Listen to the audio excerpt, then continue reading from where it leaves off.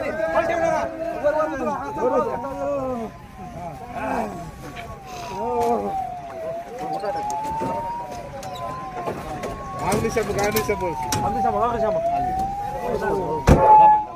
देखो आपका जमाव गैर कानूनी है, यहाँ पे आप चले जाओ, नहीं तो पुलिस आप पे कानूनी कार्रवाई करेगी और बल प्रयोग होगा।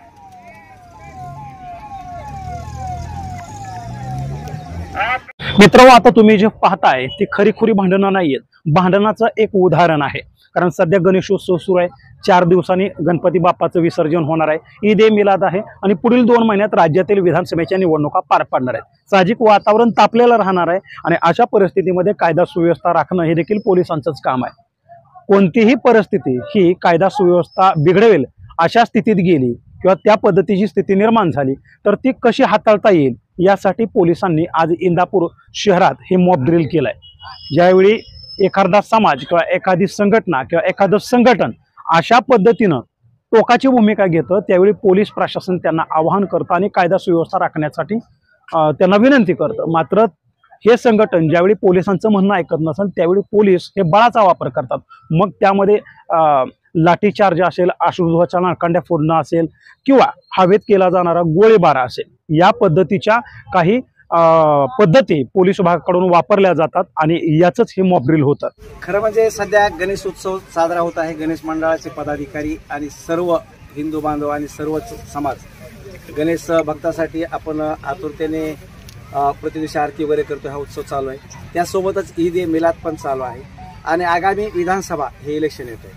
आपल्याला सगळ्यांना माहिती आहे, निवडणूक म्हणलं की सगळ्यांच्याच कुतूहलाचा आणि आवडीचा विषय असतो, परंतु पोलीस विभागाचा हा विषय आहे की कुठलेही समाजातले उत्सव असतील, सार्वजनिक असतील किंवा शासनाने ठरवून दिलेल्या कुठल्याही इलेक्शन सारखा पिरियड असेल, हे सगळं शांततेत, सार्वजनिक शांतता भंग होऊ नये आणि कायदा सुव्यवस्था निर्माण होऊ नये ह्या अनुषंगाने पोलीस कंटिन्यू काम करत असते। तर या अनुषंगाने सध्या जे गणेश उत्सव आहे, ईद ए मिलाद आहे आणि आगामी विधानसभा निवडणूक आहे, हे निपक्षपाती आणि पारदर्शकपणे कसं व्हावं आणि आमच्या इंदापूरकरांना आनंदाने त्याला सामोरं जाऊन त्याचा आनंद घेता यावा, पण याच्यामध्ये कोणालाही काही त्रास होऊ नये म्हणून आपल्या पुणे ग्रामीण जिल्ह्याचे माननीय पोलीस अधीक्षक पंकज देशमुख साहेब, आपल्या बारामती विभागाचे अप्पर पोलीस अधीक्षक माननीय गणेश बिरादार साहेब आणि उपविभागीय पोलीस अधिकारी डॉक्टर सुदर्शन राठोड साहेब या सर्वांच्या मार्गदर्शनाने आज या ठिकाणी आम्ही इंदापूर पोलीस स्टेशनचे माझे सर्व अधिकारी, सर्व अंमलदार यांनी या ठिकाणी आज भाग घेतला आणि त्याचबरोबर अँब्युलन्स म्हणजे वैद्यकीय सेवा आणि नगर परिषदची फायर ब्रिगेड, अशी काही घटना जर आपल्याकडे अचानक काही उद्भवली तर आपण किती क्विक रिस्पॉन्स देऊ शकतो आणि नागरिकांना आम्ही तुमच्या सोबत आहेत, भयभीत व्हायची गरज नाही, हा मंत्र देण्याच्या दृष्टिकोनातून आम्ही हा आज या ठिकाणी कार्यक्रम घेतलेला आहे।